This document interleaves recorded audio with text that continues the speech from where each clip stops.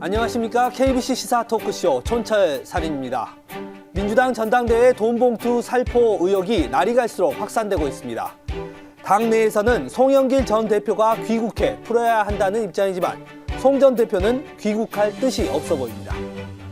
정부 여당도 지지율 하락세에서 헤어나지 못하고 있습니다. 그러는 사이 내년 총선을 앞두고 제3지대 신당 창당 움직임도 본격화되고 있습니다. 한 주간의 이슈를 속속들이 파헤쳐 촌철살인 분석해보는 시간. 오늘은 더불어민주당 설주환 법률위원회 부위원장 그리고 국민의힘에서는 곽관용 남양주을 담용위원장이 함께하시겠습니다. 반갑습니다. 네, 안녕하십니까. 우리 곽 위원장님은 경기도 남양주을 네, 남양주시 을입니다. 위원장이시죠. 남양주의 사정이 사실 우리 전남의 어떤 신도시의 전경과 되게 비슷하다 이런 말들이 있더라고요. 어떻습니까? 저희가 전통적인 도농복합 도시이기도 하고요. 그래서 지역도 넓고 또 인구 밀도도 최근에는 저희가 신도시가 많이 들어오면서 늘어나긴 했지만 상당히 넓으면서 사람들도 막 분포가 막 넓게 퍼져 있고 이런 지역이라서 여러모로 조금 도농복합형 도시이고요.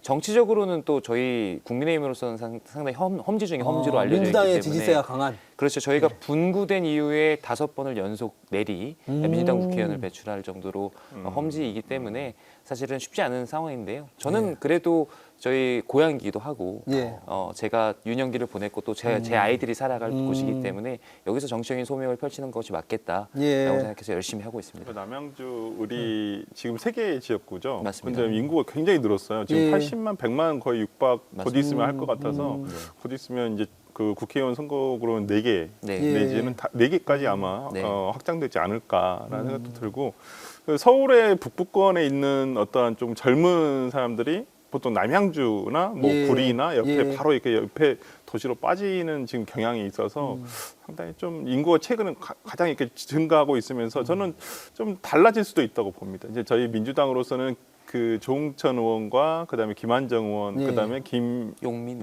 의원 이 3분이 계시거든요. 근데 지금 모르겠습니다. 얼마 전에 최민희 의원이 지금 빠지셔가지고 일단 어떻게 당내에서는 또 어떻게 경쟁이 될 것이고 또 국민의힘 그리고 최근 지방선거에는 주광덕 시장이 국민의힘 소속으로 당선이 되었어요. 그렇기 때문에 남양주도 그렇게 민주당으로서도 이렇게 쉽게 벌만한 곳은 아니겠구나라는 생각이 좀 듭니다. 새로운 바람을 일으킬 수 있도록 노력해 보겠습니다. 네, 그래도 오늘 이렇게 광주까지 먼 걸음 해주신 거 정말 감사드립니다. 불러주셔서 감사합니다. 예, 첫 번째 주제로 들어가 보겠습니다.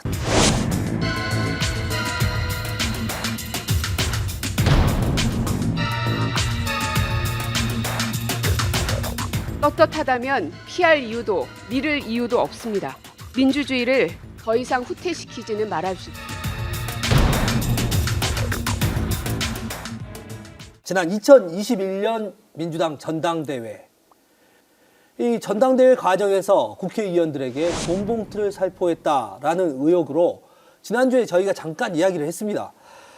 윤관석, 이성만 두 의원에 대한 압수수색이 있은 뒤로 민주당에서는 이런 이야기를 했어요.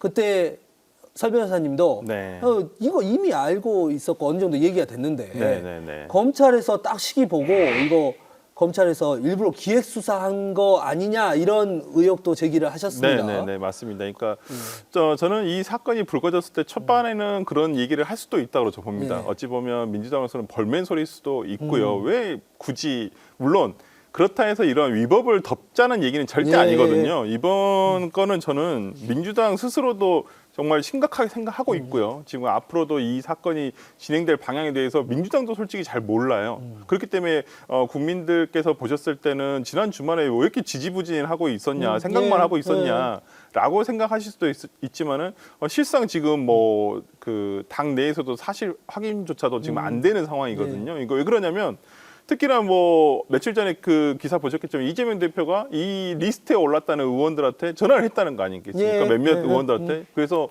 전화해서 물어봤더니 아니더라고 하는 거예요. 그럼 누가 받았다고 하겠습니까? 증거가 정확하게 있질 않은데. 그러니까요. 그래서 아니 이러면 검찰도 밝혀내기가 쉽지 않은 상황인데 당내에서 조사를 한다는 게 정말 한계가 보이는 거죠. 강제 수사권도 없고 그렇기 때문에 저는 어찌됐든 간에 지금 상황에서는 언론에 가장 먼저 나온 저는 일단은 뭐 윤관석 의원이라든지 이성만 의원 그다음에 소영길 대표 일단은 이분들이 가장 먼저 책임을 져야 된다라고 생각하고 저도 뭐 지난 시간에 소영길 대표가 7월 달에 들어오는 것이 뭐 그렇게 뭐 굳이 빨리 들어올 필요가 있을까라는 생각을 했습니다만은 지금 상황은 이 수사가 사법적인 수사가 아니라 그러니까 사법 절차에만 해당하는 것이 아니라 정치적인 역할이 더 지금은 더 크거든요. 그렇다고 정치적 한다면, 의미를 가지고 그렇죠. 있고 그러니까 당내의 어떤 민주화 그렇습니다. 이런 의미도 가지고 그래서 있고. 이제 송영길 대표가 정치적인 역할을 해야 된다. 일단 들어와서 조사를 받든 안 받든 간에 그걸 떠나서 빨리 들어와서 일단은 국민들이 봤을 때는 또 며칠 전에 그 파리에서의 어떤 기자들과의 잠깐 뭐 22일 날 하겠다라고 얘기하시는 것도 솔직히 좀 너무 한가로 보였거든요. 그 모습 자체가. 그러니까 국민들이 어떻게 받아들이냐가 더 중요하지 않겠습니까? 이런 사건에 있어서는. 그렇기 때문에 저는 송영길 대표가 지금 민주당으로서는 빨리 들어오셔서 어떻게든 정치적인 책임을 지셔야 된다라고 지금 보고 있습니다. 민주당의 흐름이 변했습니다. 지난주만 하더라도 사실은 검찰의 독재 수사, 검찰 독재, 폭주, 뭐 야당 탄압 이런 이야기들이 많았는데 이번 주 들어서면서 당대표가 고개를 숙이고 사과하는 모습을 보였습니다. 이런 변화의 기폭제가 됐던 것이 어떤 부분이 있다고 보십니까? 저는 본질적으로 지금까지 민주당에 대해서 또 민주당의 주요 인사에 대해서 이루어졌던 여러 가지 수사와 이번 건과 관련된 수사는 본질적으로 좀 다르다고 봅니다. 이런 부분들을 가지고 예를 들어서 이재명 대표에게 겨누어지는 여러 가지 검찰의 칼날들과 지금 이렇게 명명백백히 예를 들어서 그 녹취록이 나오고 실제로 어떤 인물들이 공식적이지 않지만 특정되고 이런 상황을 가지고 특히나 이거는 법에서 가장 엄격히 금지하고 있는 매표 행위에 관련된 것이기 때문에 달리 어떤 이야기들을 부연하는 순간 더 이제 수렁에 빠질 수 있는 그런 건이거든요. 그렇기 때문에 민주당은 이해관계에 상관없이 당 전체가 이런 부분들에 대해서 모두 다 이제 반성하고 다시 이런 일을 없도록 재발 방지해야 된다 이런 식으로 이제 기조를 잡을 수밖에 없는 것이고요. 저는 사실 이번 건을 보면서 이게 여야를 떠나서 지금 2023년도를 살아가는 우리들이 다시금 이런 뉴스를 보게 되는 게 좀 참담한 생각이 들었습니다. 2003년에 처음에 그 박기태 의장 관련해서 돈봉투 사건 이 부분이 이제 한 2012년 정도에 그 판결이 나오긴 했지만 이런 부분들을 봤을 때 제 기억으로는 저는 학생이었거든요. 우리 정치에 이런 모습들이 있었구나. 지금 제가 이렇게 정치권에 들어와서 활동을 하면서는 사실은 그런 부분들은 다 옛날에 지나간 이야기들, 구태들 이렇게 알고 있었는데 이게 바로 지난 전당대회에서 있었다라고 지금 이렇게 나오게 되니까 상당히 개인적으로 충격을 받았고요. 이게 사실 뭐 야당을 공격하기 위한 뭐 이런 수단이 되는 것보다도 우리 정치권 전체가 이번 기회로 해서 다시 한번 절대로 일어나서 안 되는 이런 일들에 대해서 정화하고 자정하고 이런 노력들로 좀 같이 그렇게 갔으면 좋겠습니다. 저는 주초에 이것을 이제 인터뷰하시는 의원이 뭐 정성호 의원이라든지 장경태 의원이라든지 이 부분을 굉장히 축소해서 얘기를 하셨어요. 뭐 300만 원 정도면 뭐 식비나 뭐 이런 거밖에 안 된다. 뭐 경비한 거 아니냐. 그리고 뭐 한 달 밥값도 안 된다. 뭐 이렇게 얘기를 하시는데 어찌 되었든 간에 국민들이 알고 싶은 것은 뭐 이 돈을 어디다 썼냐 이걸 알고 싶은 게 아니세요. 이러한 행태가 있었다는 것 자체에 대해서 실망을 하시는 거고 국회의원들로서는 조금 뭐 억울하실 수도 있죠. 자인데 그렇다 손 치더라도 저는 지금 시기에 저렇게 얘기하시는 건 아니다. 이것은 지금은 당에서 어떤 이러한 행태에 대해서 비호를 한다거나 아니면 소영길 대표에 대해서 온정의 눈길을 준다거나 절대 그래서는 안 됩니다.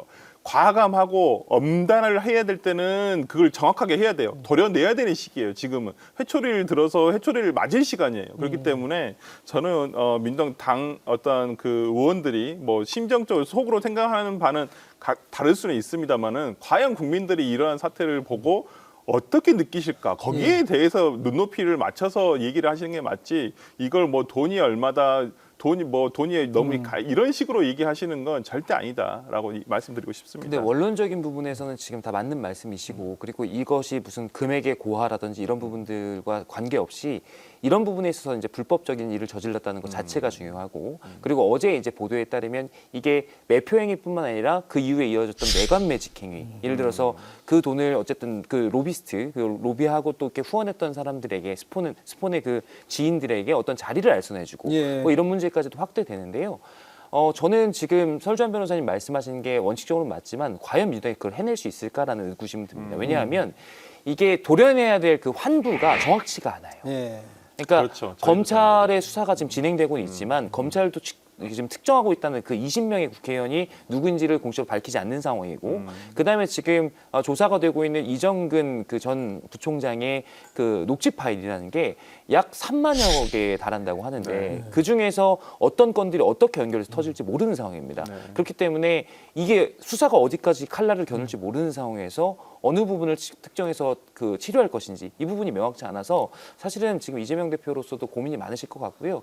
송영길 전 대표께서는 사실은 뭐 말씀하신 대로 조금 더 책임 있는 자세를 보이시는 게 중요하겠지만 저는 그것 자체가 이 수사의 향방과는 크게 관련이 없을 것이다. 본인은 부인할 것이고 그리고 이런 사건이 사건의 특성상 어떤 본인의 어떤 양심 고백이나 증언이 있기 전까지는 사실은 뭐 이렇게 그렇죠. 증거를 찾아내기 어렵거든요.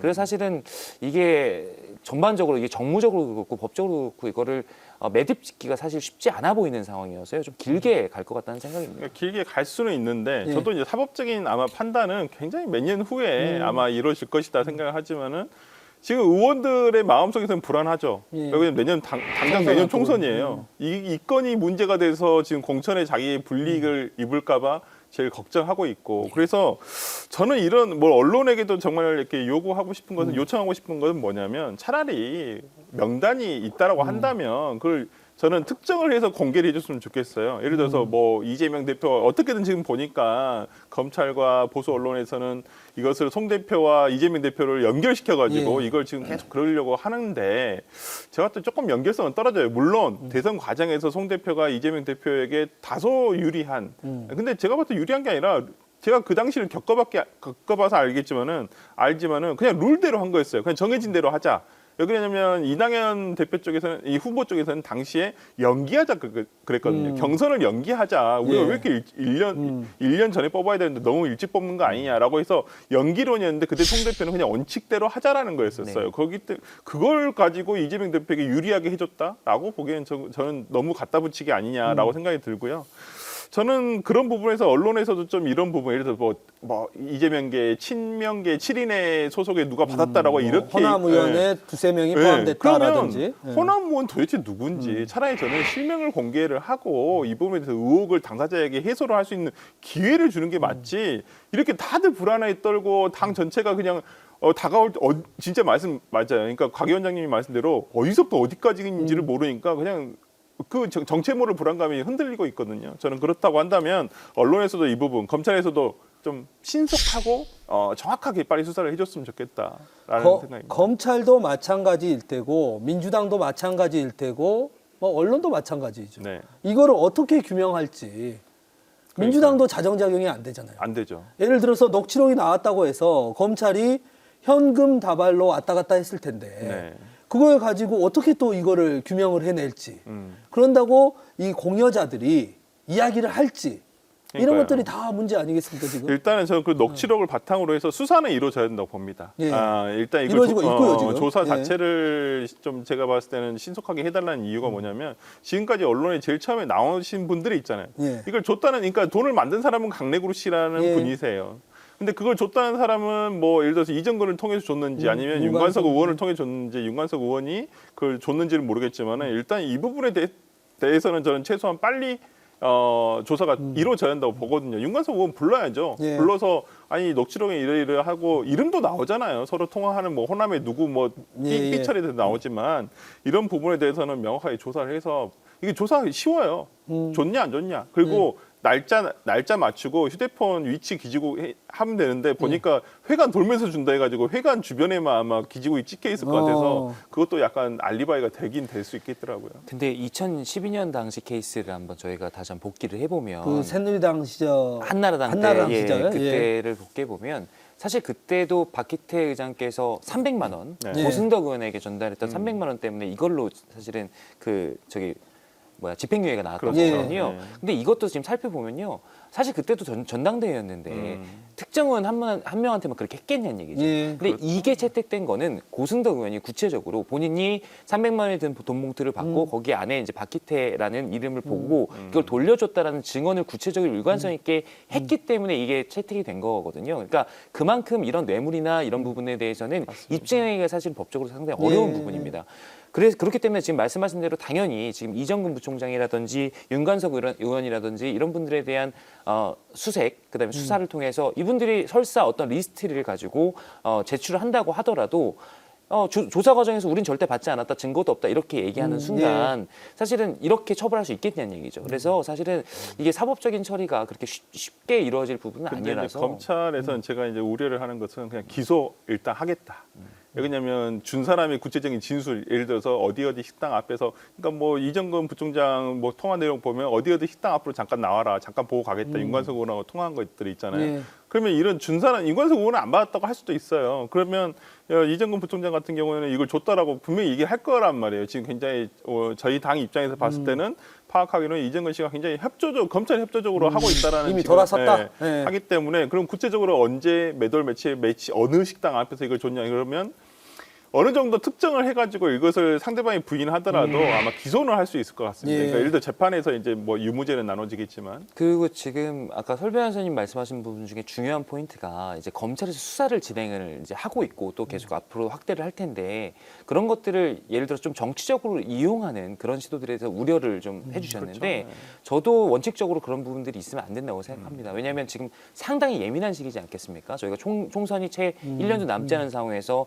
다음 공천과 관련된 문제, 그 다음에 당선됐는데 나중에 밝혀진 바에 따르면 당선자가 그때 당시에 돈을 받았던 사람이다 이렇게 밝혀져가지고 갑자기 직을 잃게 되거나 뭐 이런 일이 생기면 이거는 당으로서는 엄청나게 커다란 타격인 것이거든요. 이제 그런 어떤 여러 가지 정치적인 결과들을 노리고 검찰에서 모든 것들을 정부적으로 계산해서 만약에 수사를 펼친다면 그것은 제가 봤을 때는 검찰의 본령에서는 벗어나는 것이기 때문에 이 부분에 대해서는 사실 여야의 의견이 같습니다. 속도가 있게 빠르고 정확하게 검찰에서 공정하게 수사를 해주기를 바라고 있고요. 그런 부분이 있은 후에야 저희가 여야가 공히 이런 문화들에 대해서 다시 한번 청산하고 제도약하는 그런 기회로 만들 수 있겠다. 그래서 다시 한번 저도 검찰에 같은 당부를 좀 드리고 싶습니다. 이 사법적인 수사는 그렇게 이제 빠르게 공정하게 수사를 하면 되고 민주당 내에서는 그럼 누군가는 책임을 져야 할 거 아닙니까? 네. 언제 뭐 1심 아니면 대법원 결과가 나올 때까지 기다릴 수는 없잖아요. 네. 그 핵심 책임져야 될 사람 혹은 이거를 풀어야 될 사람이 송영길 전 대표인데 네.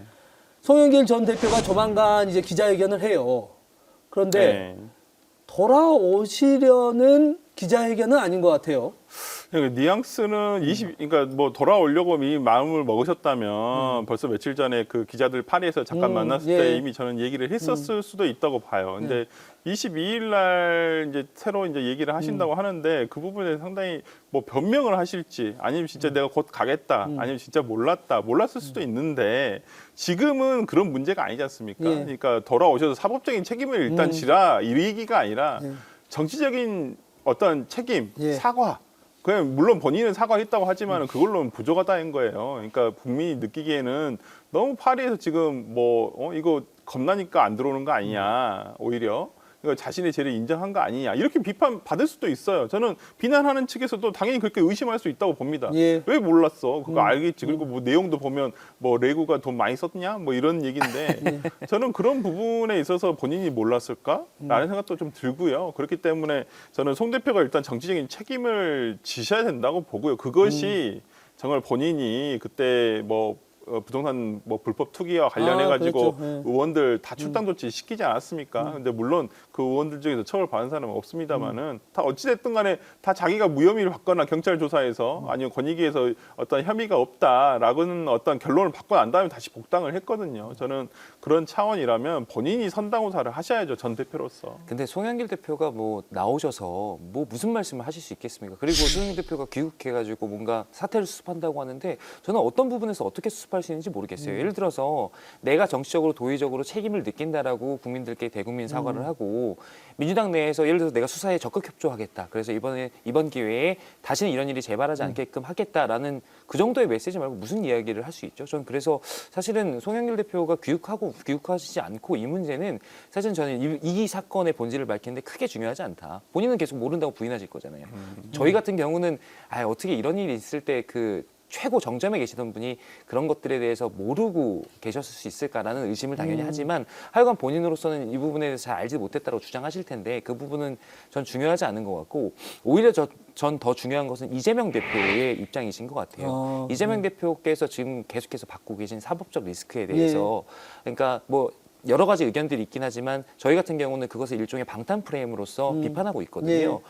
당이 전체가 결사옥류에서 그런 것들을 지켜오던 그런 지금 시국에서 이런 사건이 터졌으면 이제 이재명 대표는 여기랑 관계가 없다라고 얘기를 했을 때 당에 있는 다른 인사들에게 뭐 아주 엄격한 그런 잣대를 이재명 대표께서 들이댈 수 있을 것이냐. 사실 이 부분도 좀 지켜봐야 되는 부분이고 저는 오히려 이런 이재명 대표의 어떤 결단이라든지 그런 스탠스가 송영길 대표의 입장 표명보다는 전 향후에 그 방향을 좌우하는데 더 중요하다고 봅니다. 이제 시청자분들도 민주당의 상황을 좀 지켜보실 것 같고요. 이 민주당뿐만이 아닙니다. 정부 여당 지금 지지율 하락세에 굉장히 곤욕을 치르고 있습니다.